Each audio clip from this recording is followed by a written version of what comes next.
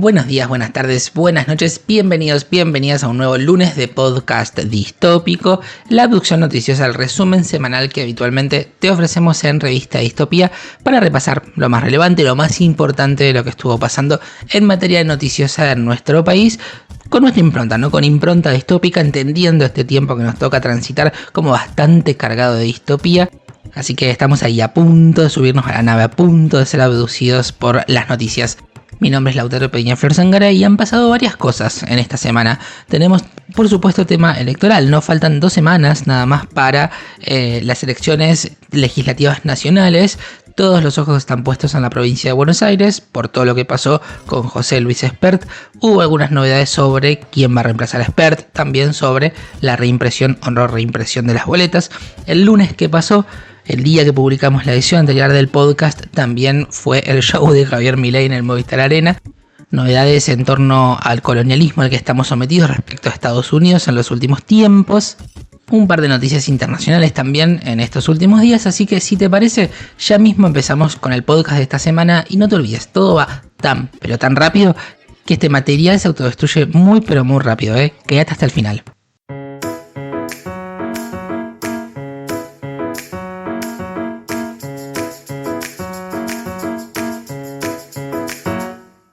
Bien, ahora sí empezamos con la información y la semana pasada quedaron algunas incógnitas. La primera era qué pasaba con José Luis Espert. Terminó tomando licencia en su cargo de diputado. Decíamos que si no puede ser primer candidato por vínculos con supuestos narcotraficantes. Tampoco se entendía muy bien que siga siendo diputado acá el 10 de diciembre, pero bueno, ahí ganó el corporativismo, me parece, no quisieron echar a un diputado para no sentar un precedente, me da la sensación a mí, y termina Espert con licencia, pide licencia, se la concede el cuerpo, pero es licencia con goce de sueldo, no lo vamos a dejar sin sueldo. Ahí podemos determinar cuánto hay de indignación real y cuánto hay de impostura, ¿no? En algunas posturas políticas.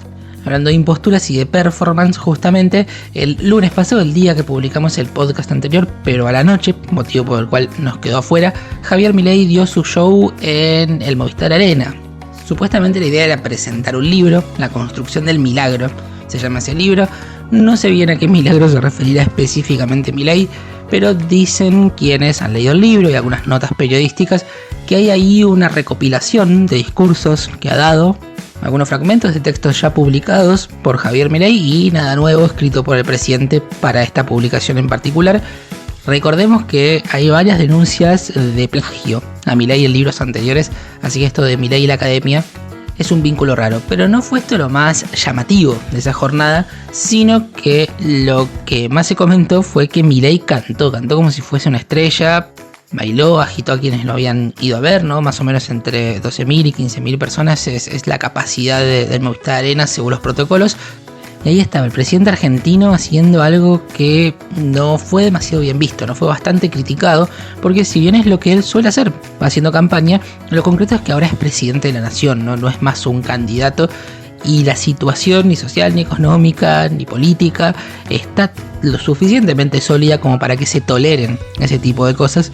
Entonces esta actuación en Movistar Arena fue bastante criticada y como no soy tan masoquista, ni creo que ustedes lo sean, no vamos a compartir ninguna canción de las que cantó Milei. La cosa es que después volvimos a la programación habitual y los asuntos seguían siendo los mismos, ¿no? ¿Qué pasaba con la candidatura de Espert a la cual había renunciado, ¿no? ¿Qué pasaba con su reemplazo? El segundo lugar en la lista es para Karen Reichert, una ex modelo que ahora es conductora de un programa de mascotas en la televisión pública. Naturalmente debería quedar ella, ¿no? El segundo generalmente reemplaza al primero, pero había un planteo vinculado con la ley de paridad de género acerca de que tenía que ser Santilli, porque el gobierno quiere que sea Santilli el candidato que lo represente, y ahí hubo un ida y vuelta, ¿no? Primero pareció ser que iba a ser Karen Reichert, la primera candidata, pero durante este fin de semana logró la Libertad Avanza que la Cámara Nacional Electoral reconozca el primer puesto en esa lista para Diego Santilli. La Cámara además criticó al juez de primera instancia, Alejo Ramos Padillo, por la decisión anterior, así que aparentemente ahora sí quedó Diego Santilli como primer candidato y Karen Reichert como segunda candidata, que no entiendo que sea ahí tan alegremente aceptando que no la quieren de cabeza de lista, ¿no? Siendo que hasta te diría que capaz que es mejor candidata que Santilli, ¿no? Por algunas cosas que estamos sabiendo de Santilli últimamente. por otro lado, cada fuerza política tiene que hacerse cargo, ¿no?, de quién pone primero y quién pone en segundo, y esas eventualidades, entre muchas comillas, llamándole eventualidad a una denuncia por vínculos con narcos que afecta al primer candidato y que se ve obligado a renunciar, ¿no? Por otro lado, la siguiente discusión respecto a este asunto tiene que ver con la reimpresión o no reimpresión de las boletas, porque como se vota con boleta única, la fotito que vas a ver es bastante determinante, ¿no?, para que el electorado sepa si hace o no hace la cruz en el casillero de ese partido político, y las boletas están impresas y tienen expert, ¿no? La Libertad Avanza quiere que se reimpriman las boletas, pero hasta el momento se ha rechazado la reimpresión de las boletas en provincia de Buenos Aires, algo que implicaría un excesivo costo público, ¿no?, además de significarse una especie de favor a una fuerza que decide bajar a su candidato por denuncias o por lo que fuese, y que tiene impacto, ¿no?, porque si esto mismo le hubiese pasado, no sé, al Partido Obrero, te diría que esta discusión no existiría, ¿no?, que nadie estaría diciendo que estas boletas se tendrían que reimprimir. La cosa es que todo parece indicar que las boletas no van a volver a imprimirse. Argentina es Argentina, yo creo también que no llega con los tiempos a esta altura del partido, pero nunca se sabe. Y vamos a compartir un audio en el cual el juez Alejo Ramos Padilla dice que es imposible modificar el instrumento de votación dada esta instancia del proceso electoral. Vamos a escuchar. El gobierno nacional presentó un plan que implicaba, en vez de usar 2 imprentas como se habían utilizado para imprimir las 15 millones de boletas que ya tenemos, iban a imprimir eventualmente otras 15 millones con 6 imprentas. Y un plan de entrega que comenzaba eventualmente a partir del día 15, logísticamente imposible que nosotros estuviéramos, o que las imprentas pudieran producir 3 millones de boletas para el día 15 y así sucesivamente ir entregando 3 millones todos los días, y nosotros el día 16 comenzar la distribución en toda la provincia de Buenos Aires. Sí, hay razones jurídicas, hay razones presupuestarias, hay razones de igualdad y transparencia, pero la primera, para poder empezar a discutir las otras, es si realmente se puede. Y ni siquiera, aunque uno tuviera la mejor voluntad, en esta instancia del proceso es posible modificar el instrumento de votación. Bien, mientras tanto podemos respirar tranquilos porque nos está salvando Estados Unidos con su marcada benevolencia y filantropía. La semana estuvo marcada en realidad porque no sabíamos qué es lo que estaba haciendo Luis Caputo en Estados Unidos.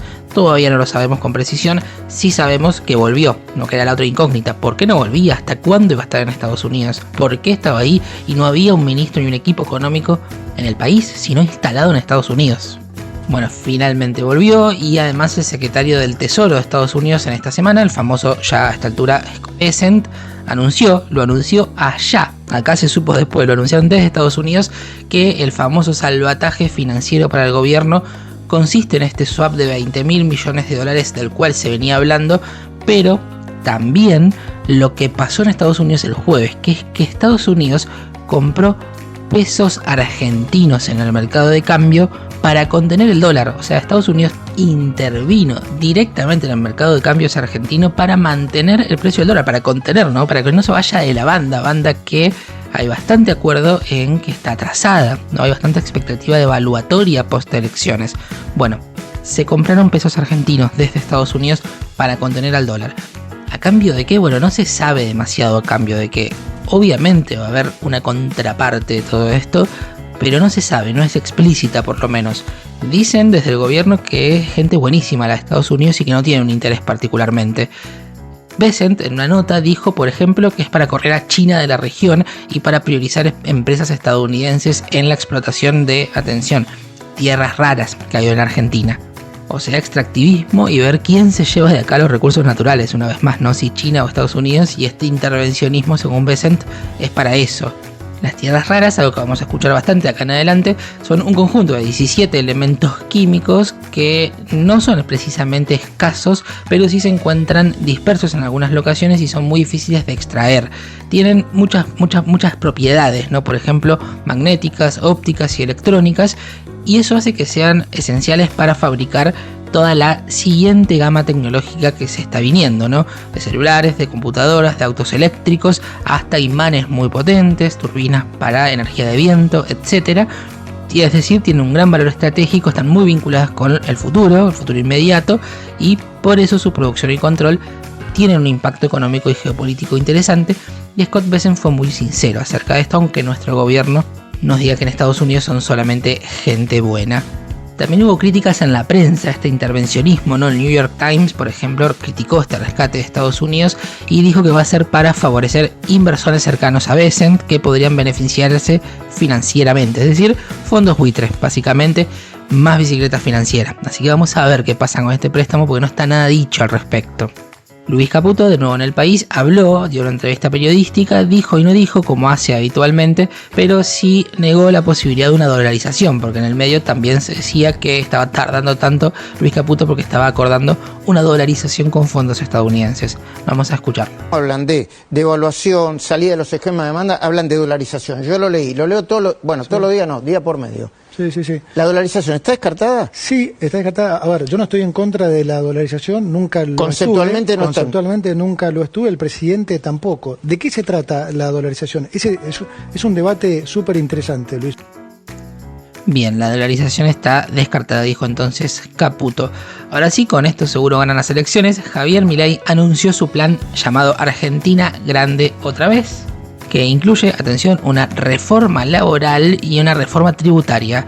La laboral es la que más me llama la atención, habla de mayor previsibilidad de las relaciones laborales, se pondrá fin a la industria del juicio, habla de mayor flexibilidad y libertad para el trabajador, o sea, menos reglas, simplificación registral, emprender, contratar y registrar trabajadores debe ser más fácil y menos costoso, y modernización de los convenios colectivos, ¿no? Vemos estas palabras, ¿no? Que ya sabemos lo que significan, ¿no? Previsibilidad, flexibilidad, modernización.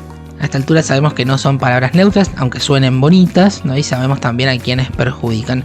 De hecho, no sé por qué la posterga Milei a la reforma laboral para después de las elecciones. Ya es presidente en este momento, puede avanzar ahora y puede explicar a la sociedad en este momento de qué se trata y ver qué tan de acuerdo está la gente con este tipo de reformas.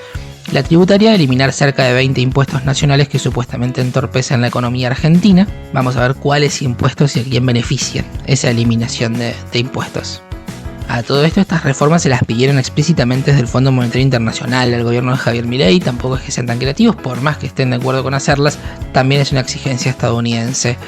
Hablando del país del norte, Javier Milei se está yendo en este momento a Estados Unidos. Mañana va a tener una reunión bilateral y un almuerzo con Donald Trump, así que vamos a ver campaña desde allá. Mientras tanto, en Argentina las preocupaciones son bastante más sensibles, ¿no? Y así se vio este fin de semana en la mesa de Mirta Legrand en su programa de televisión, donde estaba invitada la periodista Cristina Pérez, que además es la esposa o la novia, no sé si están casados, del ministro de Defensa, Luis Petri, y también Valentina Bassi, que es una actriz muy militante de los derechos de las personas con discapacidad, porque su hijo tiene una discapacidad. Cristina Pérez intentó defender el ajuste del gobierno en discapacidad, habló de lo que hablan siempre, no habló de transparencia, de pensiones truchas y demás, y le respondió Valentina Bassi, y este intercambio es muy interesante por varios motivos. Vamos a escucharlo. Porque si hay un 40% de pensiones para discapacitados que son truchas, también hay gente que está recibiendo algo que le corresponde al hijo de Valentina. Mira, yo ahí quiero hacer una salvedad porque justo decís algo que se repite mucho. Nadie que esté relacionado con la discapacidad quiere que una persona que no tiene discapacidad reciba una pensión. Ahí estamos juntos, completamente juntos en eso. Transparencia siempre. Lo que pasa es que la auditoría que se hizo no fue para buscar transparencia, fue para ajustar. Se sacaron de encima 100.000 pensiones. Un montón de pensiones al voleo, porque ya sabemos cómo fue. Mandaban a direcciones que no existían, la gente se quedó sin pensión. Me escribió un montón de gente a mí. Un papá se quedó sin su pensión para su hijo, tenía trabajo informal, y así, de un día para el otro, nunca se enteró que le había mandado cuarto documento a un domicilio que no existía. Sin la pensión, vos perdés el beneficio de incluir salud, que es la obra social para los que no tienen obra social. Claro. Su hijo se quedó sin las terapias, o sea, no solo su papá perdió la pensión para comer, sino que su hijo se quedó sin sus terapias de apoyo. Cuando convulsiona ese niño, porque tenía epilepsia, ¿quién le va a dar el anticonvulsivo? Entonces, cuando hablamos de las pensiones truchas, estamos de acuerdo, pero recontra de acuerdo que nadie tiene que cobrar pensiones si no lo merece. Pero estas auditorías fueron un desastre. Sí, las auditorías tienen que hacerse bien. Hicieron muy mal a la motosierra, digamos, ¿no? Pero porque lo que querían era ajustar, no querían transparencia. Y tenés razón que...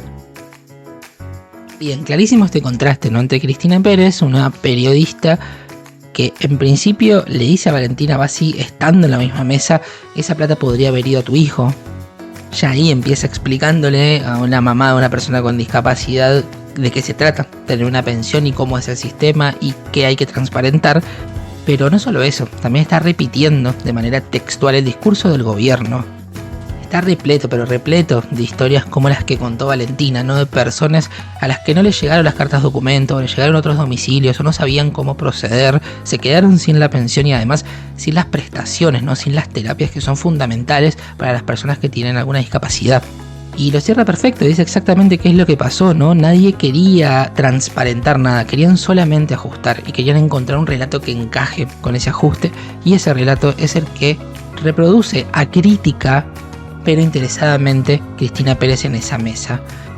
Bien, dicho esto, vamos a pasar el pequeño corte que habitualmente hacemos en este momento en el podcast distópico, después volvemos con la información. En este momento yo te recuerdo que estás escuchando la abducción noticiosa de Revista Distopía. Este podcast forma parte de una propuesta más integral que tenemos desde Revista Distopía, medio totalmente autogestivo, que busca básicamente relatar este tiempo tan distópico que nos toca transitar. Además tenemos un newsletter con notas que podés leer todos los sábados, cambiamos de día, antes de los miércoles, ahora sale los sábados, es gratuito, solamente tenés que estar suscripto desde nuestra página. Así que también contamos con esa propuesta, ¿no? Con un newsletter. También publicamos reels en redes sociales, tenemos contenido para redes y vamos siempre encontrando alguna que otra manera de relatar este tiempo distópico. Tarea que hacemos de manera 100% independiente y 100% autogestiva. De hecho, yo creo que las formas en las que nosotros te contamos las cosas no son tan habituales en otros medios, y esto es posible porque de manera literal nosotros podemos existir gracias a los aportes que nos hacen nuestros suscriptores y nuestras suscriptoras.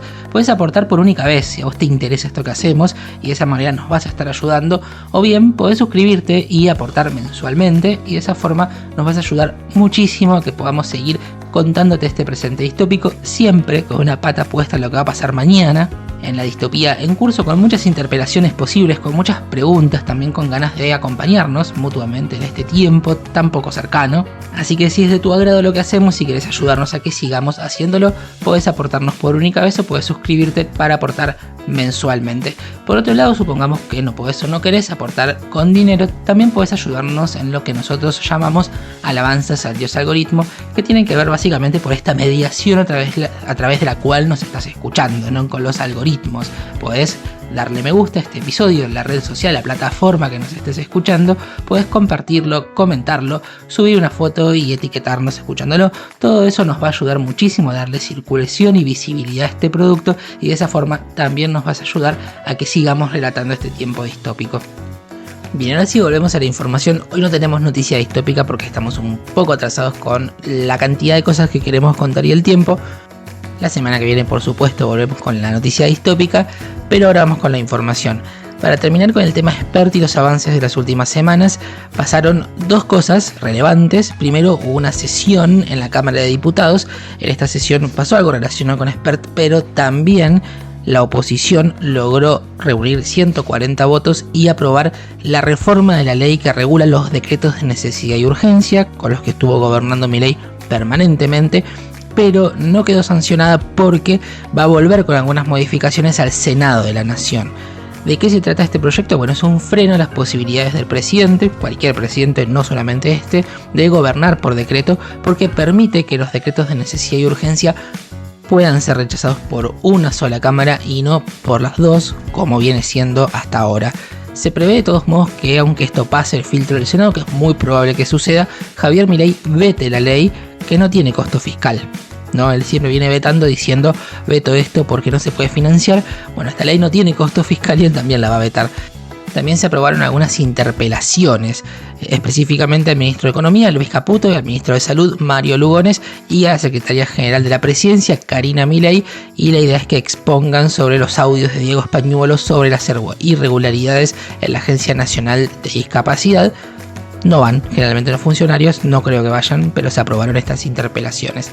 Te decía que pasó algo con Spert porque pidió licencia como diputado, se aprobó esta licencia, pero además también se aprobó el allanamiento a la casa y a la oficina de José Luis Spert. Él tiene fueros, así que estas cosas tienen que pasar por alguna aprobación institucional. así que quedó aprobado. El Poder Judicial, por su parte, imputó a Espert por presunto lavado de dinero, esto es a partir de la denuncia que presenta Juan Grabois, y también se allanó a Fred Machado y la policía encontró en su poder un contrato de locación de servicios con Espert por $1 millón con fecha anterior a la campaña de 2019. Por otro lado, Fred Machado fue extraditado, lo trasladaron, la Policía Federal lo trasladó de la prisión domiciliaria en su casa de Viedma, en Río Negro, hacia el juzgado y una cárcel común, para después hacer efectiva su extradición a los Estados Unidos, donde va a ser juzgado por narcotráfico y fraude. Bien, sobre el caso Pablo Grillo, la Fuerza Federal María Servini dictó el procesamiento sin prisión preventiva del cabo primero de Gendarmería Nacional Argentina, de Héctor Jesús Guerrero, por su responsabilidad en lo que ella consideró inicialmente al menos lesiones gravísimas provocadas a Pablo Nahuel Grillo durante la represión de la marcha de los jubilados del 12 de marzo. Vamos a ver cómo avanza la causa. Sí, es un dato que no haya prisión preventiva, ¿no? La preventiva en principio es para casos de posible entorpecimiento probatorio o posible peligro de fuga. Yo diría que un cabo de la Gendarmería Nacional podría entorpecer las pruebas de alguna manera, sin embargo la jueza consideró que no era necesario. También procesaron otro prefecto, a Sebastián Martínez, en este caso por dispararle en un ojo a Jonathan Navarro en esa misma manifestación el 12 de marzo, dejándole también una herida gravísima. Sin registrar demasiado estos asuntos, el miércoles pasado hubo de nuevo represión en la marcha de los miércoles. Ya es miércoles de pegarle a jubilados realmente, y hay una grabación muy elocuente del momento en el que detienen a un periodista, a Fabricio Fischer. Se ve claramente cómo lo toman y lo llevan hacia ellos los gendarmes en un episodio claramente violento.